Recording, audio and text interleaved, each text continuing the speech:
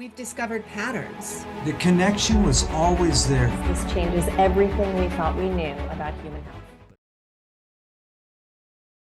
Hello and welcome everyone to Health Revealed. My name is Cory Endrulat. I am joined by Stephanie MoDavis, Scott Gordon, and Leslie Powers. Welcome back to our interview series where we will be sharing with you more amazing guests and unique or untold perspectives to shift our current paradigm of health and all the institutions in our world.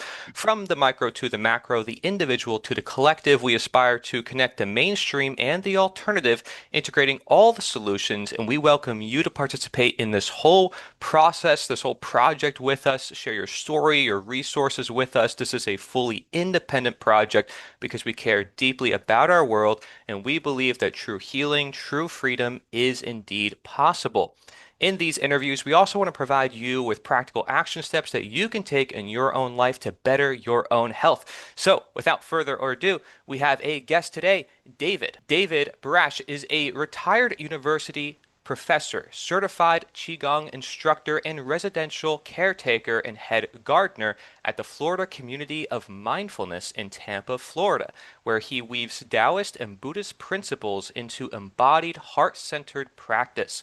Drawing on decades of meditation, Tai Chi, and Qigong study, he teaches weekly public classes and offers private sessions through his business, Open Lotus Qigong, using mindful movement and breath to help people process trauma, regulate their nervous systems, and restore a sense of inner safety and vitality. In a world burdened by stress, disconnection, and generational wounds, David's work reveals Qigong as both a spiritual and somatic path of healing, aligning body, mind, and spirit with the natural flow of life. Beyond the cushion and practice hall, his commitment to compassion and action continues through his involvement with WellBuilt Cities and his service at The Drop, a day shelter in one of Tampa's roughest neighborhoods, where he helps lead efforts to provide dignifying, nutritious, home-cooked meals to those most in need. So you can also find his work at floridamindfulness.org and wellbuilt.city. I'll head it over to Stephanie. Thank you, Cory. David, wow, what an amazing individual you are. I'm so excited to be talking to you more. My first question is, here in the West, where we all reside at this point, maybe except for Scott, Scott's over in Argentina, but we call our healthcare system the Western medical model. And most of us on this panel do have quite a bit of experience with some Eastern modalities. And it seems as though we have these two facets of care. One is more action-oriented, fight the disease, warlike mentality. One is much more a passive process of going within, understanding the transformational process that can happen within somebody's mind, body, and soul, and how healing can come from the inside out. My question to you is, your work particularly, how do you feel that it is not only a bridge or a luxury, but a necessity in our society today to integrate these sorts of modalities that you participate in? Yes, that's a great question. So you mean the bridge between so-called Western and Eastern modalities of health? Yeah. And why is your work, what you're doing, so critical for us here in the West at this time? What are we missing? I think what we're missing is prevention. There's a saying in Qigong, don't wait till you're dying of thirst to dig your well, because sometimes it's too late. And in that case, Qigong is not as effective, right? And that's when you'd have to blast it with the Western, very powerful system, but also very destructive. Cancer being a very good example of that. I'm not against Western medicine at all. But there needs to be more emphasis on let's prevent the problem before it arises. I think in our culture, we just move so fast and we ignore what our body's trying to tell us. The body does not communicate through words, it communicates through sensation, which is why, in meditation, whether it's Taoist or Buddhist, the first instruction is come into your body, right? What's your body saying to you? Expressions of heat, of coolness, of tingling, of pain. And I think what I try to teach, not so much in the public classes, because I think most people are there for recreational Qigong, but I do bring that element of what's it like to be in your body right now? And what does that feel like just to be here? Because the body is always in the present moment. It hears in the present moment. Its heart beats in the present moment. Breathing in the present moment. And, when our minds are out of our bodies, so to speak, we develop lots of anxiety, which I think we all know emotional distress leads to a lot of illness. My teacher, Lee Holden in Santa Cruz, my Qigong instructor, at some point he quoted something. It's like 90% of clinical visits are some emotional disturbance based. I agree with that. Anything from headaches to migraines to sore shoulders, etc. So what I'm trying to do is get people as much as I can on both a physical and an emotional level, and I can talk about that later, is to recognize who they are and where they are. Did I answer your question, or did I just go off? No. You did answer the question. And as you're speaking, I just want to parlay on what you're saying a little bit. In my past life, I'll say I've owned 3 yoga studios, and something that you're saying is hitting me so profoundly in this moment, because I used to see a lot of clients that would walk through the door, and if they weren't there to dabble in yoga and just have it for a recreational activity, the recurring theme I would see would be somebody who has exhausted everything the Western medical model, exhausted everything they could come up with. They would say, I've done everything. I've changed my diet. I've this, I've that, I've this, I've that, I've this, I've that. And I'm still not okay. So I'm here. And at that point, I realized just what you said, is that usually their first or second class would involve them breaking out into tears at some point, because it was the first time maybe they allowed themselves to be back in their body and to see how far they've come from this innate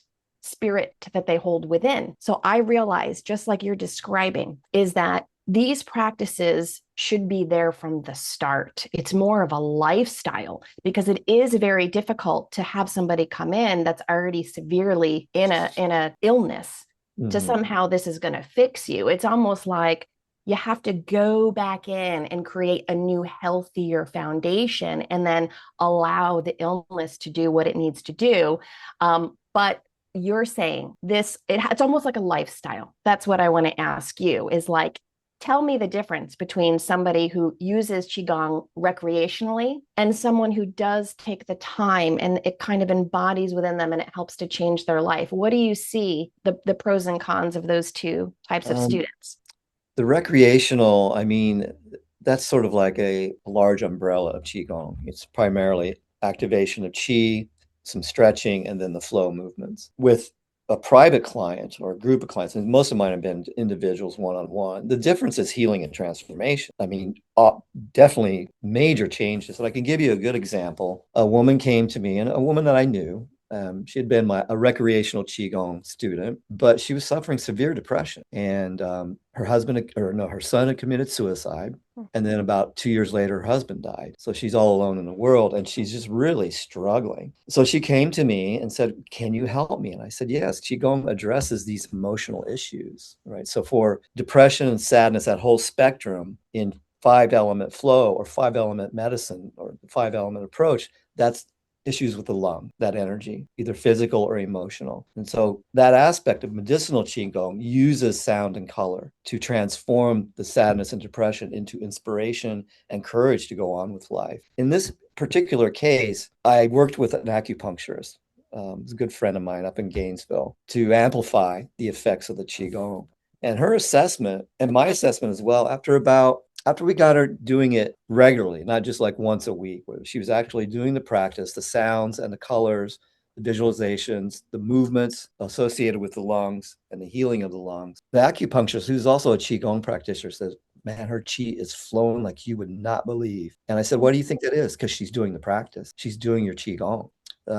So the difference, I think, would be the recreational is good for you and it feels good and it's relaxing. But when you get into the medicinal aspect, you see change. The only thing is, people have to be willing to do it. I've had others come to me, like they'll do, like one woman is just really, really a mess. And she comes to my recreational class, or used to, but she was, severely depressed, going through a really ugly divorce, asked me if I could help her. And we did one session, and she started crying, and she gave up after that. I don't know if it was just that she got so relaxed that she could open up and finally feel, this is what I'm really feeling. I got to let this pass through me, or you can hold on to it and let it, block your chi, if you want to put it that way, your prana, whatever you want to call it. Mm-hmm. So to me, the big difference is seeing people actually change. But one thing I say, you have to be willing to be a student. Mm-hmm. Otherwise, this will not work. David, one last question. For those of us in our audience who don't know what Qigong is, can you give us a real clear definition of the practice? Well, it's the long answer is it's a 4,000-year-old art form, and all martial arts come out of Qigong in some sense. Tai Chi does. Tai Chi came out about 800 years ago. But for me, what it is the art of effortless power. It's just stepping into the flow of life. And Qigong mimics nature. It mimics birds. It mimics animals. It mimics water. It just looks directly what's out there. And even at children throwing tantrums, they've turned that into Qigong moves. That becomes somatic shaking, so-called wild horse shaking. So it's for anyone that really wants to feel more energy, their natural energy, instead of relying on artificial stimulants and depressants to achieve some sort of state. It's using the body's natural abilities to heal itself, to energize itself, and to calm itself. It's already there. And, there's a, saying, why don't we see Taoist Qigong temples? And the answer is, it's right here. We don't need to go anywhere else. It's all right here. So it's very similar to yoga. I mean, if you saw Qigong moves, and I have two of my good friends who are yoga instructors here at the center, they're like, that's just yoga. Mm-hmm. Yeah, I mean, it's just a word. I mean, Qigong has different things, some different stuff to it, but it's essentially trying to bring body awareness instead of running around in the past and the future all the time, which I think creates illness. David, in Western medicine, the idea of Qi, the concept of Qi or Qi activation, is a foreign concept. Mm-hmm. And I'm wondering if you could describe more of the science of Qi and how it's beneficial to understand that concept of energy and what's so valuable about it that's missing from Western medicine. I think what's missing, Qi Gong, which really means working with life force energy. Qi is life force energy. Gong means to work with skillfully. I think we've lost perspective on what we really are. I mean, we are electromagnetic beings. I mean, we have electricity in our body and we have magnetism in our body. And I think we're not recognizing that aspect. And Qigong taps into that. Okay, we see David here. I see Leslie. I see all of you. That's our form, right? But what's the formlessness? What's behind that? What's moving? What's animating this thing, that life force energy? And we often run into mysteries. Like what beats our heart? It's electrical, but where does that come from? We know what happens when the heart stops. We start it with what? Electricity. But what keeps that going? What is the origin of that? And that's when we run into these mysteries of life. We can't understand them so much, but we can experience them. And I have a feeling I'm not answering your question, so maybe you better rephrase it for me. Well, how would you describe the concept of Qi itself, and how do you measure it in the body? Wow, that's a great question. How do I explain the concept of Qi? It's not really a concept, and this is where language can really fail me. It's something that needs to be experienced. So a lot of the times, and Corey, maybe you've noticed this, it's like, stop. What's it like? What does your body feel like right now? So when we do somatic shaking, and you can just look around the room and see how tense people are by how tight their somatic shaking is. So it can't really be explained. It has to be experienced. It's like explaining what guava tastes like to somebody who's never had it. But when they eat it, they get it. They've experienced it. So to me, Qi Gong, even though Qi is constantly present, it has to be experienced. Mm-hmm. And what I think, Corey, you've noticed a lot when we do our short meditation, somatic, come down into your body, what's it feel like? And then what's the most common reaction is, how do you feel now? I would say 99% of the people say, I'm really relaxed. Mm-hmm. And just carry that through the rest of your life or the rest of the evening. And so I don't think it can be explained, but it can be experienced. David, this is the major, I'm sorry, Leslie. This is the major discrepancy between the Western and what you're talking about, I think, is that they don't value what's not quantifiable and measurable. And having this subjective experience, it just needs to be something that you do. So it's the relationship dysfunction that I don't know how we're going to bridge it unless they themselves experience it. Sorry about that, Leslie. I'm curious to hear more about how this relates to the organs of the body, right? You mentioned the lungs, right? And so it seems to involve energy flow directed towards organs and that brings health. And I could you explain more about the sounds and the ways that you can direct qi to organs, things like that? Sure. So in the 5-element flow of Qigong, there's metal element, which is lung. Sometimes it's called air in the Tibetan form, but Chinese, it's metal, and then which would be the lungs and a large intestine, but we'll just deal with the primary organ. Second one is water. So water is kidneys. Third one is wood, which is the liver. Fourth one is fire, which is the heart and the pericardium. And the last one is earth, which is stomach and the digestive system. So I'll give you an example. So for the woman that I mentioned that was having severe depression, right? It took her a long, and I just saw her yesterday. She's wonderful. She's just alive. So with that, in that case, what you want to do is you've recognized that the energy, the lung energy, now this is not a physical lung ailment. So that's a different sound, but for the emotional aspect of that energy of depression and sadness. And you'll notice when people are sad, they often do this. They're holding their chest. They're trying to heal their lungs, that energy. I should not say the physical organ itself. And so with that, so each of those organ systems has a sound, or actually 3 sounds, and a color associated with it. So for the lungs, it's white. So a typical session with a client would be, we would do some activation of qi, some light stretching, but then we would go into the flows, and those would specifically focus on the lungs where the depression and the sadness are residing. And so there's a very simple move. It's called Buddha holds up the earth. You get here, you hold the lungs, and you go up. And then as you come down, you make the lung healing sound, which is like SS, it's like a snake. That's for the emotional side. And then you just hold here, and you imagine white light, your lungs filling with white light and healing. And there's another aspect of Qigong, which you would breathe out gray matter, the stagnation. But that's a slightly different treatment. And then you just do that for several minutes. You can do it this way, or you could do Buddha holds up the earth, right? And then the thumbs point out because that's the meridian for the lung. And then you just keep doing that and then just hold that and hold the feeling in the lungs in white healing light. And if it were an issue of fear and fear or lack of tranquility, we would work on the kidneys, and there would be a specific sound for that and a specific move. So each organ has its own move and its own color and its own sound. Now, if it's the physical, say your lungs, you have, and I've done this with, when I had a cold, you do a different move and it's actually healing the actual organ itself. So the sound becomes zzz. And if you do that, you can feel the lungs vibrating. So the S turns to a Z. It's vocalized, basically, is what happens. Mm-hmm. And I've seen it work. I've seen it work in myself. I've seen it work in those who are willing to be treated and to go through it and to work with an acupuncturist. I've seen major transformation. Wow. Did I answer your question, Leslie? Yes, you opened the door to, I'm sure, a very complex series of answers. Yeah, thank you. Amazing. There's another practice that you mentioned that I am fascinated with its potential therapeutically, and that is gardening.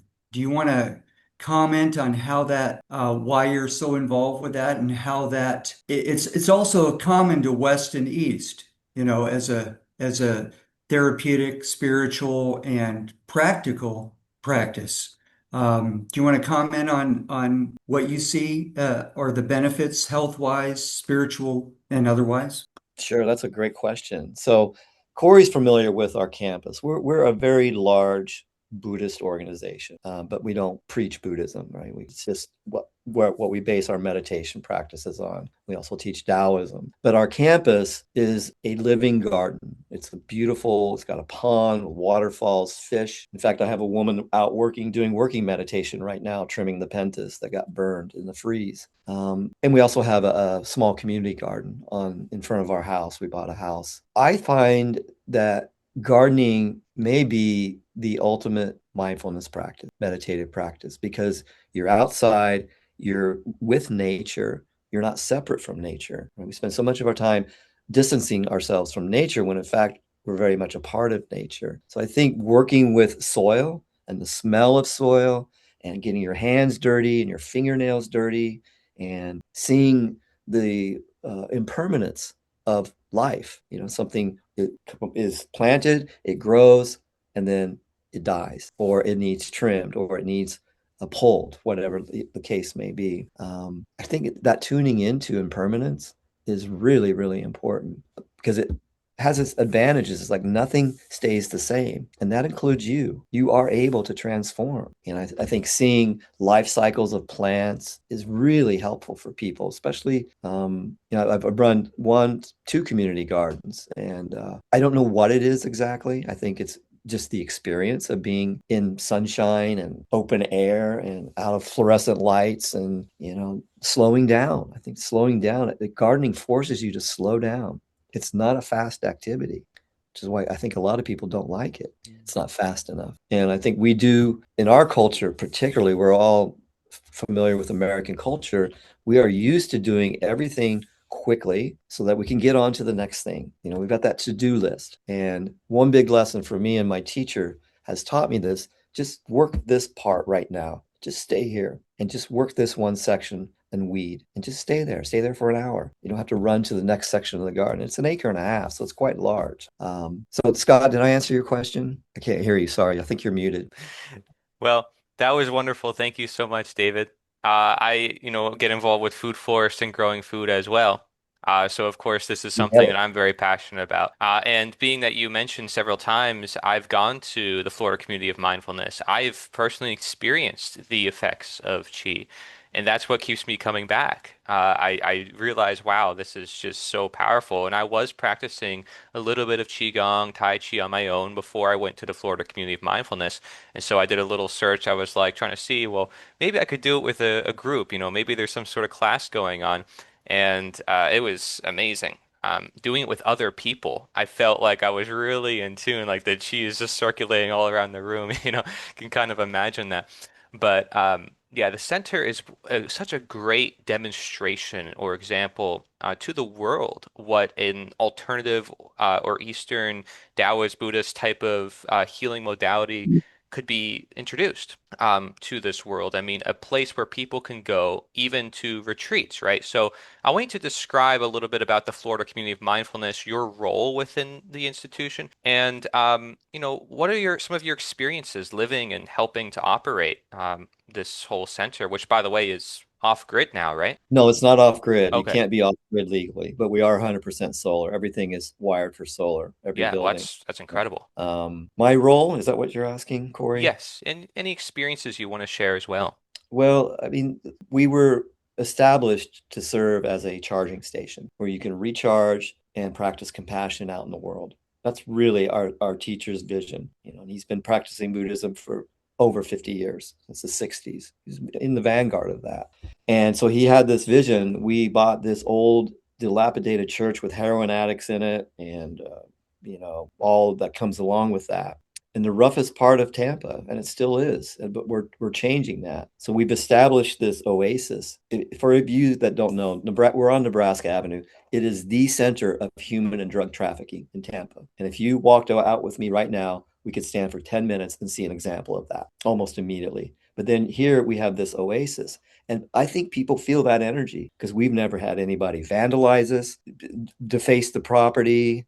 We've had people sleeping on the property, using the bathroom on the property, but no violence. It's been quite amazing for 15 years, not one incident. And I think they feel something is coming from here. They feel that energy. And we have a motel next door. It's notorious for drug dealing. And there was a young woman out there waiting on the man to show up. And I said, why don't you come back here? Why don't you come back to the garden? We'll talk to him later. And as soon as she gets back there, she kicks off her shoes and she's just like, I don't need drugs. I don't need drugs. And I saw her one other time. After that, she came to a meditation session. And then I don't know what happened to her, but she could feel it. And I think that has always been our intention. We're not a shelter, right? We're extending into that shelter across the street. But my experience here is making this a place where people can at least see that healing and transformation is possible, that there is another way to live. So Thich Nhat Hanh, I don't know if you are familiar with him. He's our root teacher. So Thich Nhat Hanh, my teacher, was Thich Nhat Hanh's first Western student. He lived with him in Paris in the same apartment back in the 70s, mid 70s. And Thich Nhat Hanh has something he's called, must establish communities of resistance, not like war resistance, but doing something that shows there is another way to do this. There is another way to approach health. There is another way to approach relaxation. There's other ways to do that. There is another way. And that's what we are. And, even when we have contractors coming onto campus, like solar contractors or whatever they're doing, electrical, these guys, they're not used to this, and they'll walk back like, what is this? This is amazing. Look at all this bamboo. And they really feel it. I don't think they're changed, but they can feel the energy that's emanating from this. And it's a transformative experience if you want to be changed and transformed. Wow. So what else did that? Yeah, that's very inspirational for people who may not live in Florida or in Tampa to see that something like this could be created that can help heal people in different ways that they never maybe experienced before. Could you maybe expand on the WellBuilt Cities and the drop, what you talked about with like some of the shelter that you're Sure. creating? Yeah, this is an interesting story. So I've been affiliated with The Well since 2014 when we had a shelter about a mile away, and we were shut down by the city for code violations. Oh, you don't have a curb, you can't park there. That's $200 a day, et cetera. They basically shut us down because of the neighborhood just didn't like what we were doing, and I could see their point. So over the years, Grace Point, which was the former WellBuilt, was a federally funded program. And surprise of surprises, they lost their funding in July of last year from the federal government. And they were mental health counseling, drug addiction counseling. So they had to abandon that building, 8,400 square foot building. So the drop, anyway, the visionary, John Dungler, there was a write-up about him in the Tampa Bay Times. My teacher read it and said, do you know this guy? I was like, yeah, I've known him for like a long time. I've talked about him. He goes, we need to work with him. This is engaged Buddhism. This is engaged Christianity. And it's like, you're talking my talk, because that's what I've always tried to do. So we, about 4 of us are very active in the community. And so one thing about that is there is no preaching there, right? This is about dignity. So the drop stands for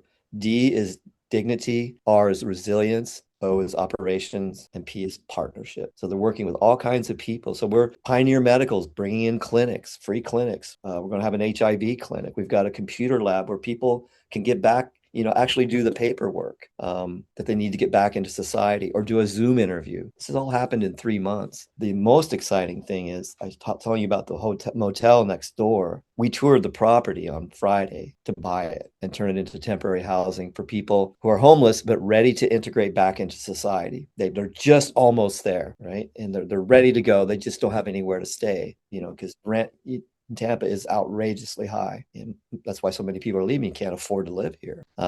So the thing about the drop is you must respect these people, even though they're drug addicts, they're homeless, they're mentally ill in many cases. You treat them with absolute dignity, because that's what they need. They are human beings. And so we're out there, hospitality is the key. So what I was noticing early on, Corey, and the rest of you, is that, everything we do is donated. So Dunkin' Donuts was donating a container this big full of, maybe 400 donuts. I was like, this is not a workable model for health. So for the last 3-4 weeks, in fact, Peggy, my friend, is coming over tonight. We're going to cook this nice lentil soup with collards from our vegetable garden and mustard greens and whatever else we can get, cook it up tonight, and then I'll take it over there tomorrow, and we'll feed 70 people. And they're not munching on sugar and ultra processed, all the things they don't need, right? Because they're getting jacked up on caffeine and sugar. That's just not good for them. So that we're trying to approach it a little bit differently, and it's worth it. I mean, you see there's something different. They miss the donuts, but they're not complaining. They said, this soup is, and Peggy's a great cook. This is amazing soup. And so we have bread and soup. That's basic nourishment of body and soul. So I'm very excited about it. And I'm excited how our community, the Florida Community mindfulness has responded to help them. It's very exciting. It's been transformative. In Buddhism, we talk about compassion and loving kindness. Well, you need to get out there and practice it. You can't just talk about it and meditate on it. You got to get out and practice. And it's really beautiful to see Christianity and Buddhism just meld. It's all the same, brother. It's all the same. And it's a wonderful experience. It's transformed my life. Even my teacher said, you've changed. Something has changed in you. So that's a long answer to a short question. Or anything else? I'd love for you to expand a little bit on how you've changed, because I think it's a powerful point you're making, that doing the practices in addition to service is a powerful combination for internal. Yeah, we all know what the news is about, right? You don't even need 5 minutes anymore to see that we have entered an era of meanness, anger, derision, lack of caring, every afflictive emotion that's possible. We are being encouraged to engage in that by our leaders. And I don't buy it, and I won't buy it. I'll never buy it. But I can see how people can get sucked into it. And for me, the transformation has been, I'm here for you, right? I'm here for you. I'm present for you. And it's no longer an intellectual pursuit. It's like it's almost like Qi, you can talk about poverty and homelessness, and it's just a conceptual activity. But when you're really into it and you can help somebody, that's the transformation. Because at the drop and here at Florida Community of Mindfulness, we know we can't do it alone. And we know the government is not going to do much. And to see that there are people, and that this is just what really transforms me, these people are dedicated, younger than me. I'm 60, but we got 30 and 40-year-olds who are giving their lives to the service of other human beings. And that just brings tears to my eyes. And they're in it. They are in it. And, I think when advice I got from a Zen teacher we just finished a retreat with him yesterday. They just left this morning for Oregon. I remember it was a Q&A session. He says, well, the world is just such a mess. I can't take it. I'm getting depressed. He goes, then go out and help somebody. Get out of your head and go out and help somebody. I was like, oh, that's me. I've never been clinically depressed, but I've been down about the world's not turning out the way I want it. But the world is what it is. And right now, the targets from whatever level are the most vulnerable. They're cutting. I was talking to a couple friends over at the drop the other day. They're activists. And they're like, yeah, they want to do now is they want to cut SNAP benefits to unmarried women with children because they're not married. I was like, what? How more vulnerable can you be than be a single mom with kids and you're trying to feed them and you're going to cut my benefits? And they were angry. It's like, well, we just have to recognize our sphere of influence. What can we do right now? So the change is, it's sort of like the serenity prayer. What can I change and what can I not change? And I'll send Corey the link of our opening day. There's one man who is a regular, young man. He's probably former heroin addict. I'd say maybe 30. And he gave his testimony and it was all spontaneous last 2 weeks ago. They didn't plan it. And he said, before I lost my dad, my mom, and my sister, and then I became homeless. I'd lost everything. And then he just talks about the transformation of how he feels a sense of community. And I think, that's the transformation too, that there are communities that are devoted to doing things a different way. I think it's really important. I really love what you're demonstrating here, where it gets out of the concepts, the conceptual ideas, and into the actual boots on the ground interactions, and how powerful the direct connection and building of relationships with people heals the division and the misunderstanding people. And what we see in the news and so forth is this huge disconnect of one group from another group and very much misunderstanding. So I do think this is what you're describing is a real solution to the angst in the world and this conflict that we see. Is we just need to build like heart-based relationships on the ground. David, you brought up something in what you were just discussing about this can't be really conceptualized. And I want to just ask you said you were an academic professor, right? Corey, you mentioned that you were in academia. Yep. What advice would you give your past self or anybody watching who was really steeped into the intellectual pursuit, the knowledge path, academia, who just can't quite get on board with what you're saying? What advice would you give to your former self about what you're experiencing now? Get out of your head, because academia is primarily conceptual. And when you bring that approach. So if I had known before I came to this practice, and that was the first thing my teacher pointed out to me, is you're approaching this intellectually, and it's not an intellectual pursuit. This is not conceptual, it's experience-based. And I think, I mean, Scott, you're a teacher, you understand this. We're often driven by curriculum objectives, results, right?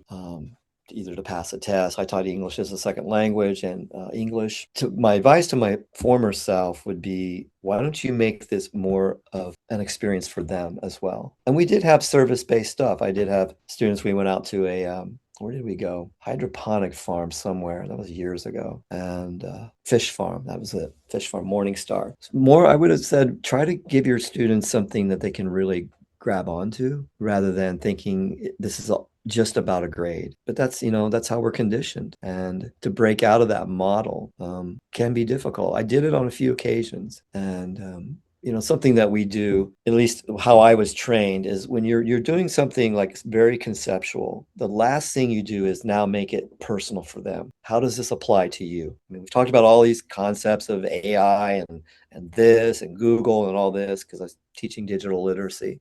But how does that affect you as a human being? So I think my advice would be you should try to do that more often in your teaching. But now I realize my teaching is my example of how I'm living my life, right? I'm getting out there, and I think that's inspiring people in our community. Yeah, so less thinking, more doing in a constructive way, not for the sake of doing, right? Not just to get through a to-do list, but in everything that you do, remember you're a human being, not a human doing. And you're being there for others. You're opening up your heart to others. And you're creating a community that can have some resiliency against everything that's being thrown at us to make us angry, to make us unhealthy, mentally and what I'm hearing from you that's really striking my heart is that when you lead by demonstration, you don't have as much opportunity to necessarily compartmentalize your life. When you're in the academic mindset, I think there's your teaching skills, but then there's like your life is kind of behind the scenes and all sorts of interesting stuff can go on as we see in the real world when things are compartmentalized and really fractured. And what you're doing, what I'm really feeling from you is you're a real living demonstration and embodiment of showing all of yourself, more vulnerable sides, how you live, how you show up. It just feels so much more authentic. Yep, maybe just seeing a teacher talking knowledge. Yeah, there was very few times, never in a classroom, where tears would come to my eyes teaching grammar. Okay.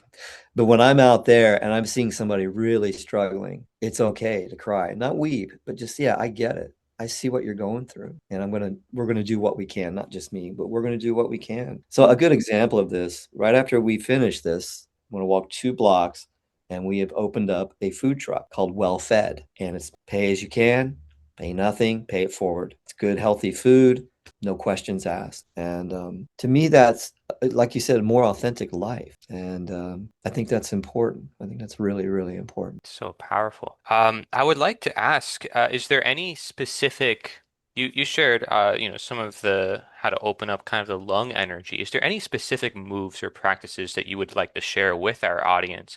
Maybe one that you would want to just share, maybe it's a sound or something that maybe you recently learned about or something that comes to mind that you think people should know about. Because there's like thousands of moves. You said this is like thousands of years old. Is there any particular moves or anything that people should try to practice? Or could you demonstrate any one of them for us? Well, I mean, we do this in the class, Corey, at the end, the closing forms. And it's something when we were working with formerly homeless kids and kids who had been prostituted. It was a program called Starting Right Now, and I teach them Qigong. One thing that they really, really responded to was centering. So that's that. You remember this one? You just come up and you just bring this hand right down the midline through the consciousness, the heart, and integrate it into the body. You go to the other side, breathe in, and just breathe out. It's really good if you work with clients. If I don't know what all of you do, or are you like counselors or have some counseling ability, you pick up a lot of negative energy. I don't know if you've experienced that. I mean, I've had cases where I've helped somebody, they're really hurting inside and suffering, and I would go home, I just lay down. I was like, what is wrong with it? And I'd taken on so much of that energy, I hadn't cleared it. So one thing you can do, and Scott, you probably know, a rough day in the classroom is you just find a quiet space, and it's just called pulling down the heavens. And you just palms up, and then you come down and you just breathe out, and your hands face the body, and you're harmonizing the chi of the mind and the heart and the body. Because if the chi is unbalanced in the mind, you're being too conceptual. If it's unbalanced in the emotional, the heart center, you're being too emotional. So you want to bring it all that energy down, hands facing the body, smooth out that chi, and then lock it into your center, your body, right below your belly button. That also works for insomnia as well. So it's just a very deep breath in, breathe in. And if you want, you can use the heart sound, which is ha, like ha, ha, ha. Just do that 8 or 9 times.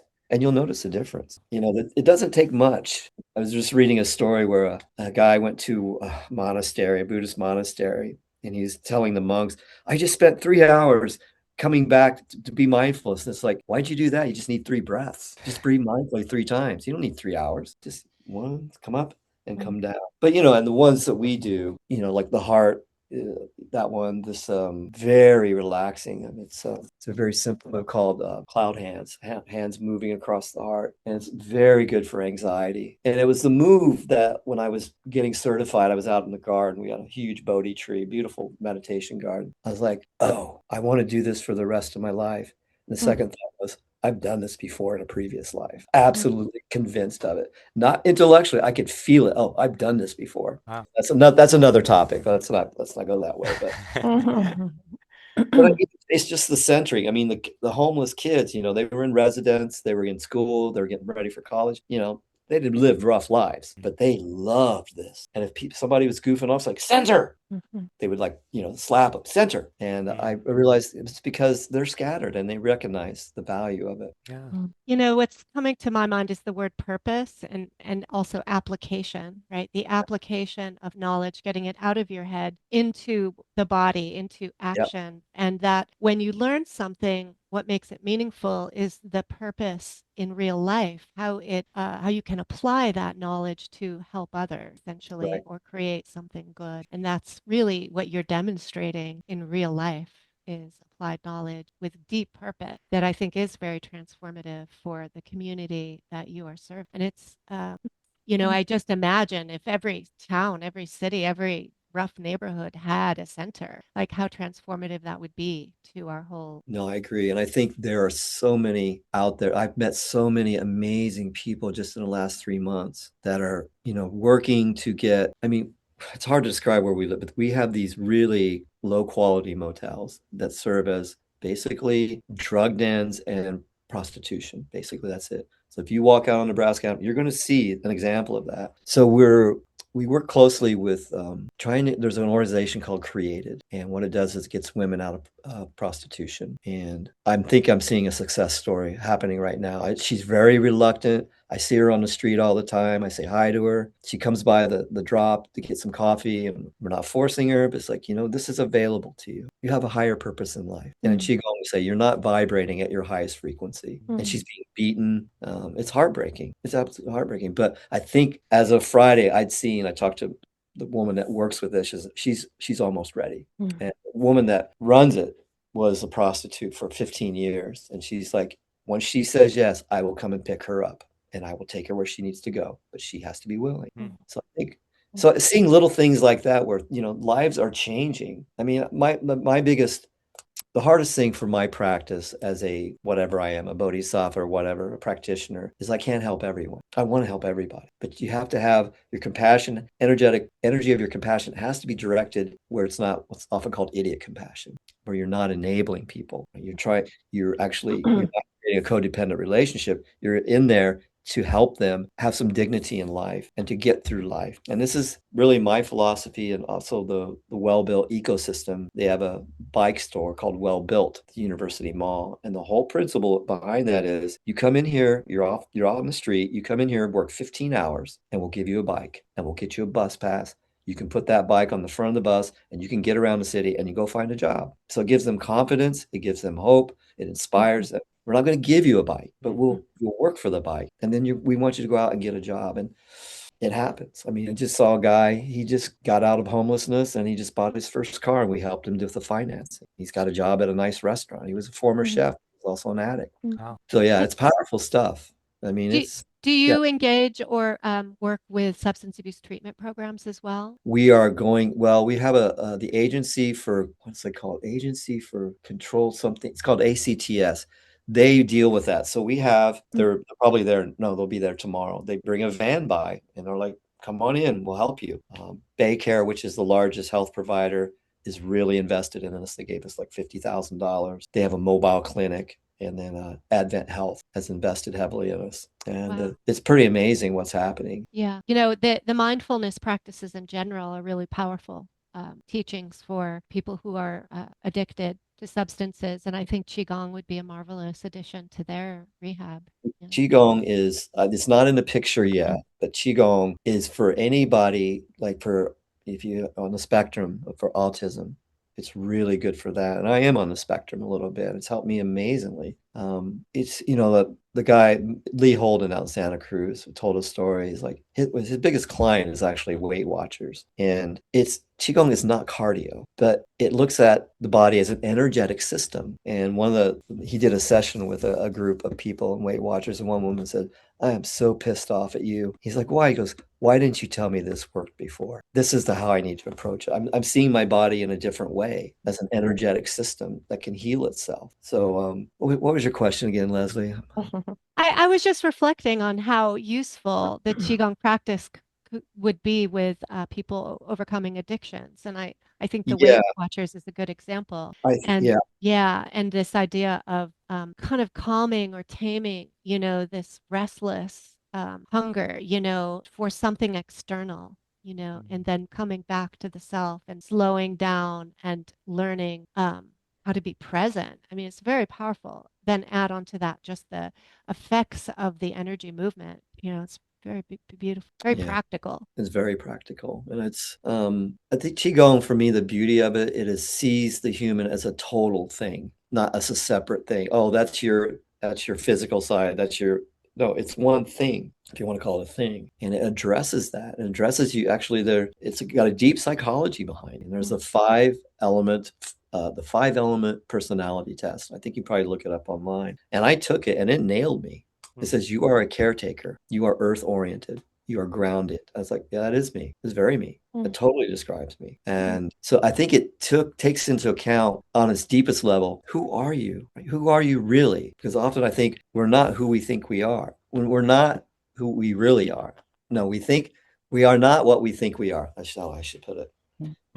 I don't know where things are going to go with the drop. I know in my own meditation practice and with my mentees, I work with a lot of addicts, ex-addicts. I'm working with one right now. You don't have to be that way. You're something more. And Christian terms, it would be, this is not God's purpose for you. God has a different purpose for you. I think it's just the exact same thing. You just speak the language. And so yeah, it's been good. It's been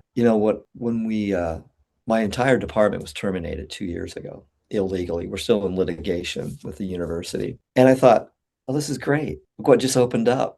I don't have a job. I don't have health insurance. Look what just opened up. The whole field is awaiting for me to plant seeds and to nurture them. And it was like, I gave a Dharma talk on that. And people are like, you're not upset you lost your entire career? It's like, no, 33 years was a good time for any career. That's enough. Now it's time to do something else. And this is what I'm doing. I don't make much money. David. Yep. My teacher used to say to me back in the day, ignore the story and see the soul. And I want to ask you about love. Okay. And I want to ask you about the power of love as a healing tool, maybe the best healing tool. It is the best healing tool. And there's different kinds of love. I mean, there's romantic love, but there's the love of loving kindness, and the practice we do in Buddhism a lot. May you be well. May you be happy. May you be peaceful and at ease. And when you're serving people food, you're nourishing them with love. I feel it. Like when Peggy and I are chopping up vegetables, we're making a beautiful lentil soup tonight. I feel that love going into it. And I feel it when I go out there and we serve it to them. They just look at you with like, you see me here. And they'll often say that. They'll say, thank you for seeing me, which I think is a profound expression of love, to see somebody as a human being and not as somebody to be ignored because they're unwashed or they have mental illness or just having bad luck. They've lost community. And I think love for us and the Florida Community of Mindfulness, but the drop as well, community is that expression of love. We are here for you as much as we can. And there's no holding back. I mean, we're fully engaged, and we are encouraged to go out and sit with people and talk to them. Some don't want to talk. Some can't talk without a psychotic episode. But those who, they see you and they're like, you're seeing me as a human being. Nobody else does. And to me, that's a profound expression of love. And that transforms me and whoever does it. I mean, sure, you've experienced it. When you are loving others, you feel different. I mean, it transforms you. It transforms your whole body. So profound. Yeah, thank you. Thank you so much. I mean, this has been an amazing interview, and not just like you're sharing both the systematic approach and a personal approach at the same time. And that's what I find so amazing and inspiring for someone like me who's like trying to also create systems, trying to create, a place where people can heal. Systems where people can learn about all sorts of ideas like I never looked into meditation until I found out about Taoism and this whole realm of Eastern philosophy I never knew existed. I grew up, kind of in the Catholic Christian world. And even still, like you said, I could see how they interweave. But it's incredible when you learn from people around the world and you learn from people who you may not think, oh, they don't have a philosophy or they don't know. It's like everybody has something to learn from. It's just so beautiful. So we have a question that we like to ask a lot of our guests toward the end. So this will be sort of my final question, if you don't mind. Talking about systems, and I love how you brought up humanity, because I think a running theme in our work with Health Revealed is, can we find a humanity in the system? And really, are we treating each other as just people? Or are we treating them as like special authority figures with like special rights and titles and badges? And where does that come from? So we often challenge a lot of the mainstream institutions and we say, well, where is your power? Where's your humanity? And so how do you think the systems can do better if they want to do better? Could the government help people in the ways that you're talking about? Or is it up to us, the people, to really change a lot of this? What are your thoughts on all that? I think it has to be both. And we have to see this as a symbiotic relationship rather than a divisive relationship. And right now it's very divisive. I will say the Tampa city government is pretty progressive. They did that year-long program where bus fares were free on Florida Avenue, which is 1 block from where we are, so the homeless could get around. I thought that was a wonderful program. It cost them over $1 million. But we wanted to try and bring it over to our road. They canceled it 3 weeks ago. And then they had this opportunity for $5 million, a surplus. And so we went down campaign. We just need 800,000. You can bring them, or many shelter organizations that help people along Nebraska Avenue. And there's like, well, we aren't going to do it because the federal directive right now is no free rides on anything, food stamps, transportation. So I think we need to stop. We need more cooperation between the federal government and the city governments and the state governments. But right now, I think the atmosphere is so poisoned that it's going to be these communities of resistance that will have to step up for the time being. Mm-hmm. And until that happens, I mean, if you're not seeing your other human beings as brothers and sisters, and then you're just going to do everything for the self-gratification. Egoism. Thank you so much, David, for sharing that. Is there any final closing statement or anything that you want to share with our audience before we end this episode? And I just want to say thank you so much for sharing your insights, your experiences, these stories. I mean, it seems like we can go on forever talking about these different systems, especially the ancient philosophies behind this, the psychology behind it, nonetheless, the moves and the actions. So I encourage our audience, learns about a lot of this too. I remember just looking into this, I was like, oh my gosh, just what a world of information. And you have tons of books behind you as well. So is there anything that you want to share with our audience as a final note? I would like to share that I am inspired and encouraged to know there are people like you who are trying to make a difference, because it's sometimes it seems insurmountable, right? I mean, there are big problems out there, but they're not unsolvable. So I'm very, like I said, inspired to know there are people out there like you who have taken the time to share what we're trying to do. Let's do things a little differently, right? Let's shift. Let's do the shift. There are alternatives. There are other ways to approach this. And anger and hatred and divisiveness are not going to yield beneficial results. Maybe for some, but it's not going to help society as a whole to be less fractured and less divided. So that's what I would share. Thank you so much, everybody. David Braasch, floridamindfulness.org, wellbuilt.city. Be sure to check it out. Thank you, everybody, for watching. This is Health Revealed. I appreciate it. Take care.